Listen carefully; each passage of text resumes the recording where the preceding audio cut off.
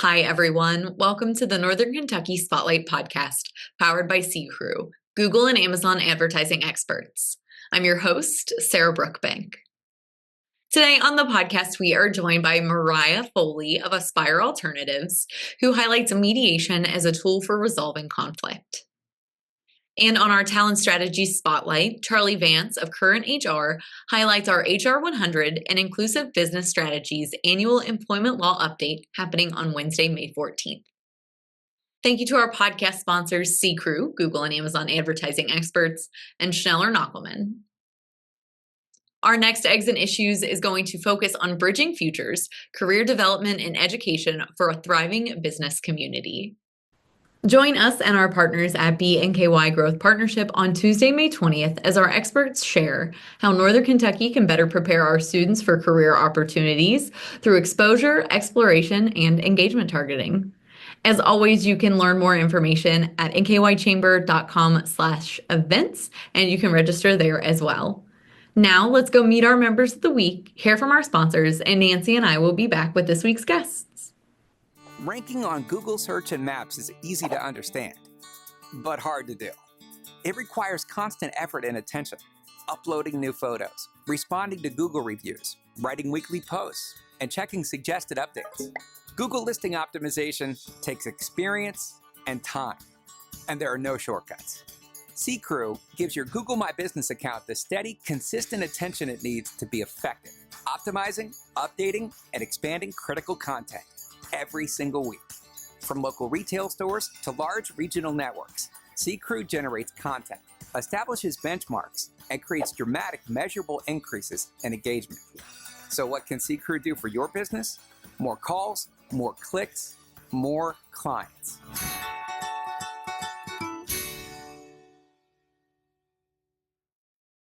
Congratulations to our members of the week. You can learn more about these businesses by following the Northern Kentucky Chamber on social media, where we'll highlight one of these businesses each day. Now, let's meet our members of the week. Quality Blacktopping and Concrete is Cincinnati's most trusted asphalt and concrete maintenance company with more than 60 years of experience. At Pathways Learning Academy in Florence, children will discover a nurturing and engaging environment in their infant, toddler, twos, preschool, and pre-K programs. Beatrice Insurance Agency offers you the power of choice. This independent medical insurance agency offers a variety of options that fit unique needs and budgets. Tint Casters specializes in developing and delivering high-quality caster and wheel systems tailored to meet the specific needs of their customers. Interested in business ownership but not sure where to start? FranNet Mid-America helps folks find the right business that fits their unique workplace DNA. Hi, everyone. Today I am with Maria Foley, founder of Aspire Alternatives. Welcome to the podcast. Thank you. Thank you for having me. Yes, it's exciting to have you. So you offer mediation services with your organization. Tell us a little bit about you and the services that you offer. Well, we not just offer mediation, we also provide negotiation. We help companies and small businesses negotiate contracts on their behalf. And we also do community circles. It's called the dialogue circles, and I can stop on each of those services separately. So as the main thing that we created the business for is bringing the cohesion into the society. As of now, it's very, very badly needed, as well as we're here to bridge the gap between the access to the justice and offloading the backlog of the legal system. We all know who deal with it that it may take you up to 3, 4, 5 years to get your matter resolved or even get your matter heard. And mediation provides a very accessible, much easier process to resolve the disputes. You can either use mediation after you file the case, or we encourage you to use it before you file the case, because you may not need to file a case afterwards if you settle with the company or the other party, or it helps you to sort out your thoughts and prepare for your filing case, because you know what the priorities are. You can sort out your feelings, your emotions, which you cannot disregard, right? You still have to process it. And then when you indeed go and file it, then you have everything in order and you know what you're trying to go after. So it can be used in different ways. Majority of people, when I talk to them talking about mediation, they usually ask me, well, is it divorce only? Because most of the time we hear the mediation is a part of the divorce proceeding. And it's not only for the divorce, right? It can be HOI dispute, it can be landlord-tenant dispute, it can be divorce again, it can be small business and the customer, it can be a family matter where, let's say, a lot of siblings need to get together and decide what do they do with elder parent or elder person in the family and how they want to arrange, the end of life thing. And there is a lot of emotions involved, and there is a lot of grief and feelings from the past that usually become a barrier to have that productive conversation. Mm-hmm. And that is where the neutral comes into play and help. We help to have a structured conversation. We help to sort it all out and come to the agreement for all the parties, not just put it on a paper, but also preserve the relationships of the parties, and they can then peacefully move forward. Yeah, it sounds good. Continue. So that is a part of the mediation, right? Then the other one is the contract negotiations. Not all the businesses or all entrepreneurs can read the contract, understand the contract, and feel comfortably enough to negotiate. And that's where we come into place as well to help them do that.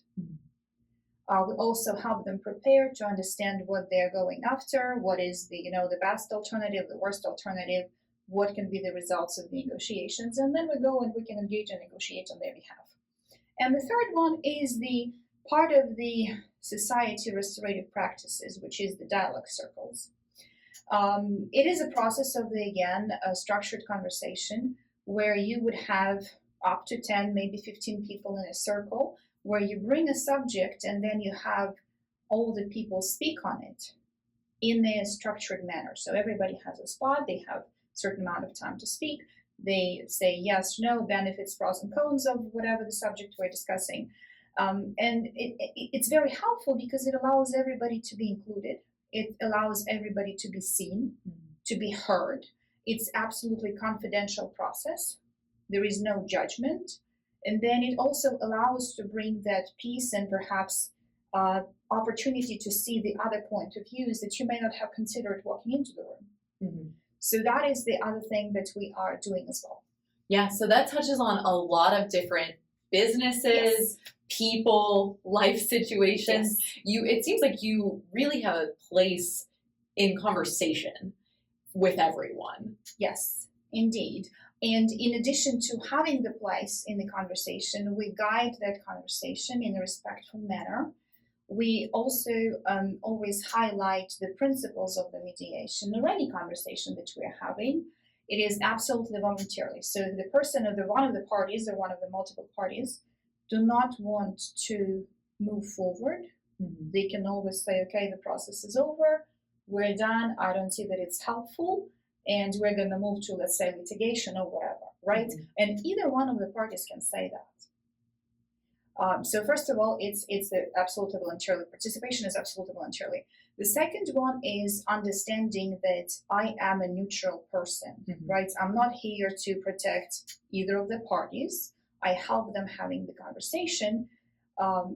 However, they agree or disagree, or if they settle or not, I have no stake in the game per se, right? Mm-hmm. And then the other thing is also that, as I mentioned earlier, it's all confidential. So we all parties who are in the process, we sign the confidentiality agreement, or it's an agreement to mediate that outlines all those principles. So it gives the parties confidence that once we're out of the room, nothing is discussed. Mm-hmm. And in the process, I see it happening in a lot of cases in my mediations per se, where that gives them that comfort that, okay, once we separate, it's like I've been asked all the time, oh, why do I need you? Can I have my friend to do that, to guide the conversation? Or can I have my relative? And I'm like, well, there are many reasons. First of all, you absolutely can. Mm-hmm. However, you need to know that you most likely will want your friend to join your point of view. Right. Like, oh, you got to pick a side. Or, oh, now I want to have your empathy and I want to have everything. And it's not that we don't give empathy. No, we give the space for feelings to be expressed, but we're not picking the side. Yes. You're the third party. Yes. So at the end of the day, once the process is over, as I mentioned, I have no strings attached to it, right? So they don't need to win me to join their side. I'm not there to pass a judgment. I'm there to help them come to an agreement if it happens. Some cases it does, in some cases it doesn't, right? So that's where us as mediators, trained mediators, certified mediators come into place. Yeah, it sounds like you guys provide a really valuable service in a lot of different ways. So I'm thinking in terms of like our businesses that are working here or people that are working in that space. So this is an alternative to litigation, like you mentioned, kind of staying out of the court system, which is overburdened, which can be expensive. Talk about some of the highlights of like why this is a benefit. So why this is a benefit and the situation where it can come into play. So let's say you're a business, a small company or medium-sized company that have two or several partners, right? And one of them decided to exit the business. It may be through the sales of the stake, or it might be we just want to either dissolve or I want to exit completely. And they're like, okay, how do we divide that? Or when you want to start the business and you see that you need a partnership, right? How do you want to do that and how do you want to arrange it? And that might be the time and the place to sort out the thoughts. Okay, are you a silent partner and you're providing finances, or are you a voting partner and you're deeply involved in the operations or what's not? So that is where we come into play. Also might be the situation with the business to business, right? Between the companies doing the business. Where, let's say, their contract says, in the case of a dispute, we either go to court. I see more and more in a lot of cases contracts having arbitration clause. That is also the alternative dispute resolution. Why, other than the litigation? And some of them add mediation into that. That first you go mediate, if it doesn't work, you go arbitrate, if it doesn't work, then you go to the court, right? So it allows to keep that time of the resolution shorter. And also more effective and more cost efficient. And it also can be useful between the business and the customer within the B2C space. In a lot of cases, I know that there is support needed with the Better Business Bureau where customers are filing complaints. I'm not sure if the Chamber of Commerce has something like that in your space. But it's where we come into place to help them resolve those disputes. It's within the business area. Yes, that is a lot of different aspects. One of the things that you said, building a culture of listening can be really important for businesses, for people, for our community. Touch on that and the importance of that, how people can do that in their day-to-day life. Well, we work with that daily, right? And even me being a family member, being a wife and being a mom of a 7-year-old, we are challenged and presented with a ton of opportunities daily.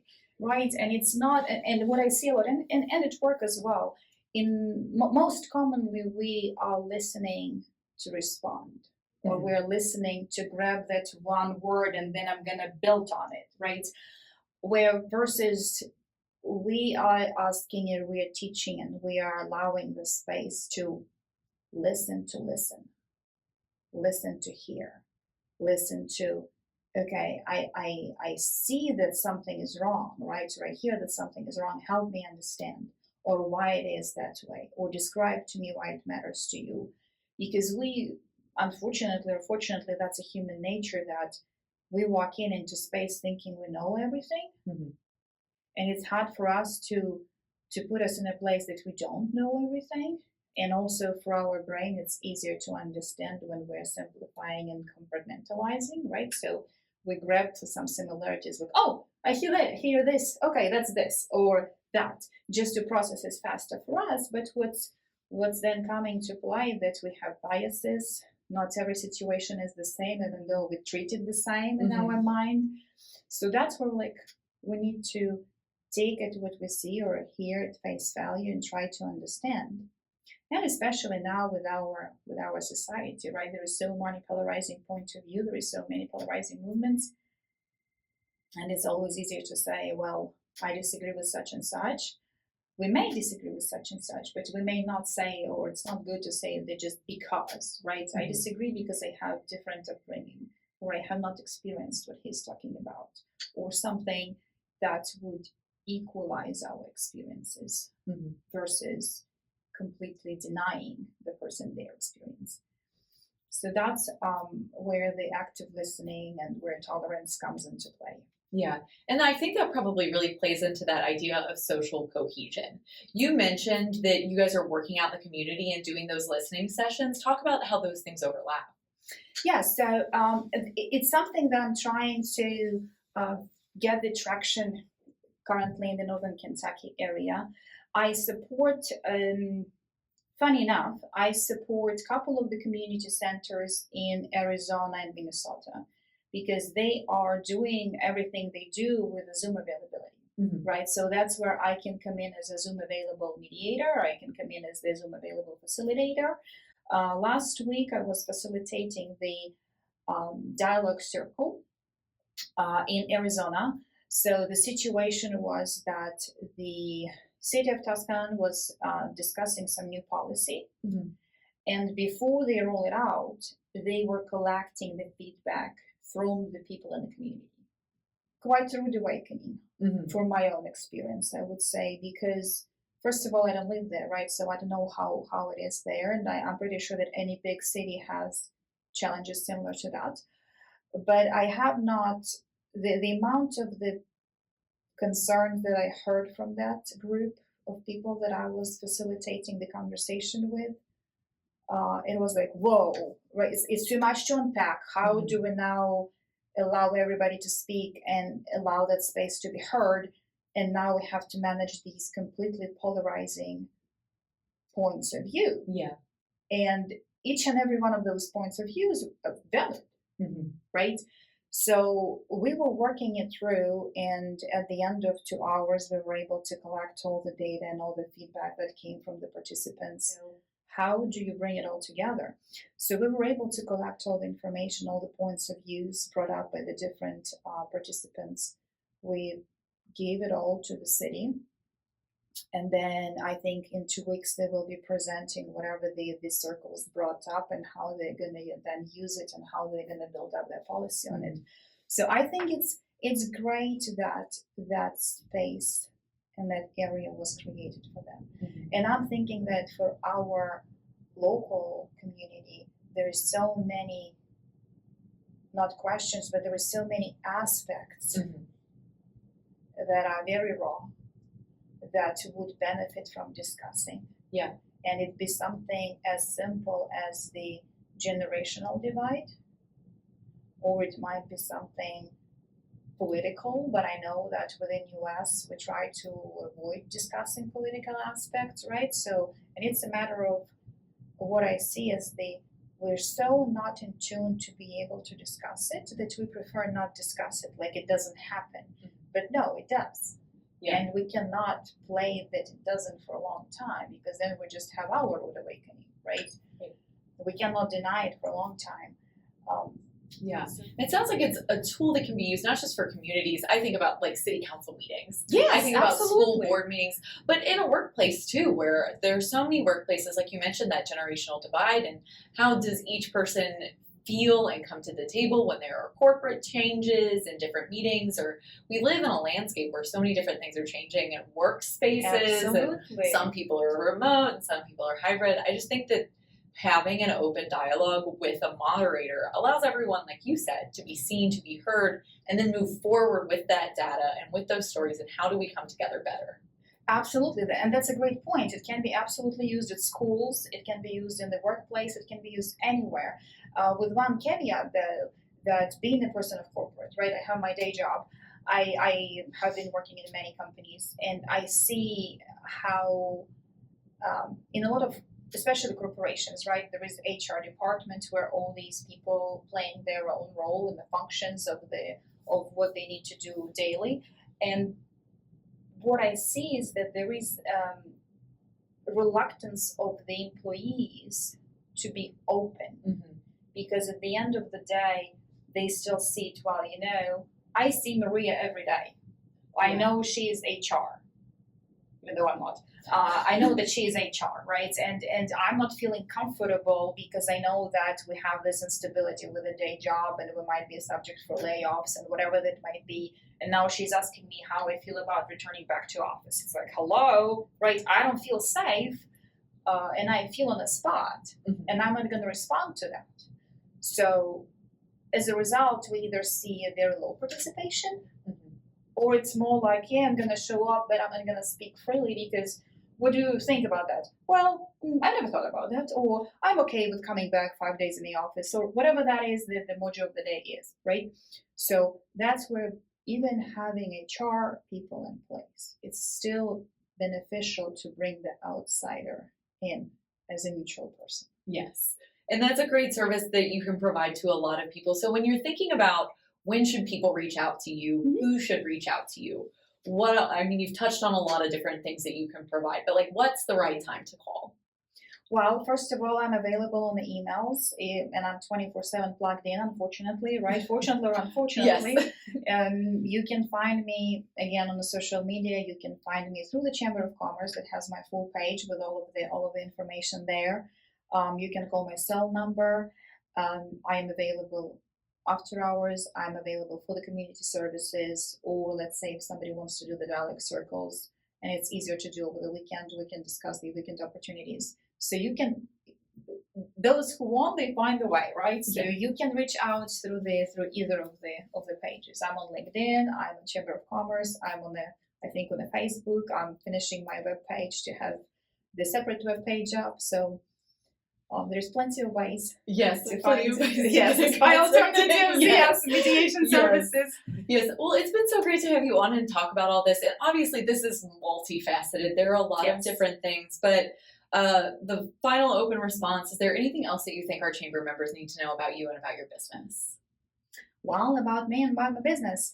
Well, for the business, I'm always available for the conversation. If the service is for you, we can arrange it. If the service is not for you, I will be open in saying that I don't see that it's going to help you, or perhaps let's explore other opportunities, and I will always connect you with my people, right, with the people who do operate in the same segment.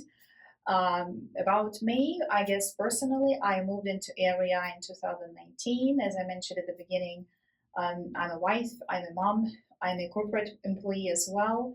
I have a ton of hobbies. I am a racer, I'm running, I'm volunteering, I'm doing a lot of stuff. Yeah. So you can find me all over the place in the Northern Kentucky and Cincinnati area. Well, thank you so much for coming on, Maria. It was such a good chat with you, and I hope that some of our businesses reach out if they need your services. Absolutely. You know where to find me. Thank you. Hi, I'm Nancy Spivey, Vice President of Talent Strategies with the Northern Kentucky Chamber of Commerce. And here with me today is Charlie Vance. Charlie, welcome again. And you are with Current HR. Can you briefly explain what Current HR is? Sure. So Current HR is an outsourced human resources provider. We do human resources, compliance administration, benefits administration, payroll, workers' comp, 401k, all things employment, everything you need to be an employer in Kentucky and the United States. Yeah, so you're gracious enough to be one of our two keynote speakers at our employment law event, which is coming up on May 14th. There's so much going on in the employment law space right now, and all of my HR friends are out there trying to keep up. Mm-hmm. Give us a few highlights. The Trump administration's focus on DEI and what that's going to mean for employers. And so essentially, there's been some executive orders, some EOC memos, some NLRB memos that state that DEI activities are discriminatory by their nature. And so it's still unclear to us how that will be enforced and whether it will affect small businesses significantly. Likely larger businesses would be targeted first, but still it's something to be for smaller businesses to be looking out for and thinking about in the way that they implement their DEI programs. So there's strategies, things to think about. Talk to your legal counsel about that. Great. Yeah. And then what about immigration? So obviously immigration has been a key topic for the Trump administration. We've seen some executive orders in that realm. For small businesses and employers, you might think, well, I'm not employing anybody who's unauthorized to work in the United States, and so I don't have anything to worry about. Well, there's been some indication, and a lot of folks who pay attention to these things think that we might see an uptick in I-9 audits. Those would likely be focused on industries that typically employ high Hispanic populations, but it could be other types of industries that haven't been the focus of those type of I-9 audits in the past. And so the recommendation right now is to make sure your I-9s are in order, make sure that they're done correctly, confer with legal counsel about how to do that, and make sure that they're done correctly, because there can be fines and penalties for not just employing somebody who's unauthorized to work, but also filling them out incorrectly. And so call current HR for your I-9 audit needs. Sure. I was going to say, you do that service, so you're probably seeing from your clients, they're like, I probably need to make sure I'm doing things right and being proactive in that space, right? Yeah, that's right. And we do it for them for the most part, so we tend to make sure that everything is right up front as soon as we get started. But it is something that small businesses are thinking about now, and for good reason. Right. So on the state level, I know there's recent discussions and actions that are taking place around medical cannabis licensure. Yeah. Tell me a little bit about what the impact potentially would be for employers in that space. Well, the law passed in the last session and just has gone into effect. And we don't have any, we have some that are carrying the license, but I don't think they can receive the drug just yet. But it's something for employers to be thinking about. I mean, the real thing to know is that the legislator smartly, I think, put in some protections for employers, so you can still have your zero tolerance drug-free workplace policy. You can still keep that. You can still drug test, and you can still discriminate essentially against cannabis users and keep your workplace safe. It's still illegal at the federal level. And so that creates some complications with how we might interpret ADA versus a condition that someone might have that would be prescribed marijuana for. But for the most part, things are staying as is. But of course, talk to your legal counsel about things policies you might change or update to comply or to be in a good standing. They're ready for that. Yeah, I just think it's an interesting time, especially when we're on a bordering state, that Indiana's law is different than Kentucky's and Ohio's law is different in that space. So just making sure that you stay on top of what they are and the employer obligation, related to that as well. Yeah, I mean, here in Northern Kentucky, we've been kind of confronting this for a while now, since Ohio has gone recreational. So it's something that we've been thinking about for a while. But if you're outside of the Northern Kentucky area and don't employ people who are so close to the border, it might be a new thing for you to think about. Yeah. So in general, I mean, I know I sense it from our members and the calls that we're getting.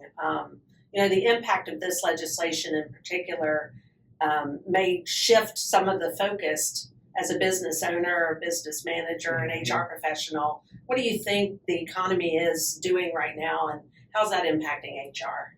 You mean the economy broadly? Yeah. Mm-hmm. Yeah. I mean, there's a lot of economic headwinds. Consumer spending is down. The international tourism is down pretty significantly. We saw the markets react pretty heavily to the tariff talk. And those things take a little bit to trickle down to Main Street. But I think we're starting to see that, mainly in the fact that there's just a lot of uncertainty out there. We're not sure where the economy is headed. We're unsure about, nonprofits are unsure about their grants, and federal contractors are unsure about their contracts. Government spending is down.